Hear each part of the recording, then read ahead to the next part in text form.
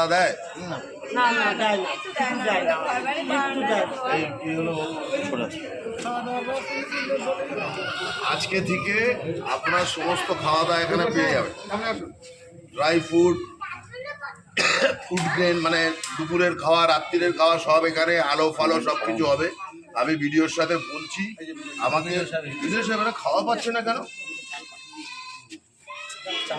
শুনুন, আমি আপনাকে বলছি, সমস্ত খাবার, খিচুড়ি, অ্যারেঞ্জমেন্ট, গ্যাস, ওভেন, আলো ফালো, ও বেবি ফুড বাচ্চাদের সব কিছু আপনি দরকার হলে ডিএম এর সাথে কথা বলুন। মুখ্যমন্ত্রী মমতা ব্যানার্জি সব অ্যারেঞ্জমেন্ট করে দিয়েছে, সব খাওয়া দাওয়া এখানে। লাইট দেবেন, পুলিশকে বলবেন এখানে দুটো সেন্টি রাখতে। মেয়েরা এক ঘরে থাকবে, ছেলেরা আর এক ঘরে থাকবে যদি বেশি লোক হয়। আর যদি দেখেন যে সব ফ্যামিলি, যে কটা ঘর আছে একটা করে ফ্যামিলিতে মিটছে, তাহলে প্রত্যেকে একটা করে রুম পাবে। ওসি সাহেব কোথায়? হ্যাঁ, যত রিলিফ সেন্টার, যত রিলিফ সেন্টার আপনি দুটো করে ফোর্স রাখবেন যাতে সেখানে অপকর্ম না হয়। ঠিক আছে?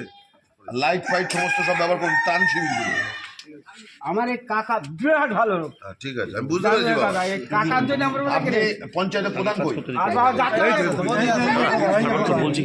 আপনি কটা সেন্টার আছে আপনার?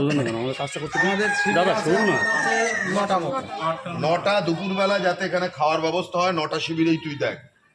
পঞ্চায়েত আপনার যা বক্তব্য আছে বিডিওকে বিল করে দেবেন, আমি ডিএমকে বাকি কথা বলে নিচ্ছি। ত্রাণ শিবিরে থাকলে প্রশাসনের দায়িত্ব তাদেরকে সব বেলা খাওয়ানো। ক্লিয়ার? বাড়ি যখন ফিরবে যদি ঘর ভেঙে যায় ত্রিপল দিয়ে বাড়ি পাঠাবেন। আর শুধু সবাইকে বলবেন জলমগ্ন এলাকায়, জলবন্দী এলাকার স্থানীয় পাইপ জলের যেন জল না খায়।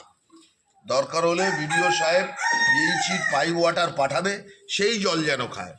বন্যায় মেন সমস্যা হচ্ছে আগে কলেরা ডায়রিয়া হয়, তারপরে চুলকানি হয়।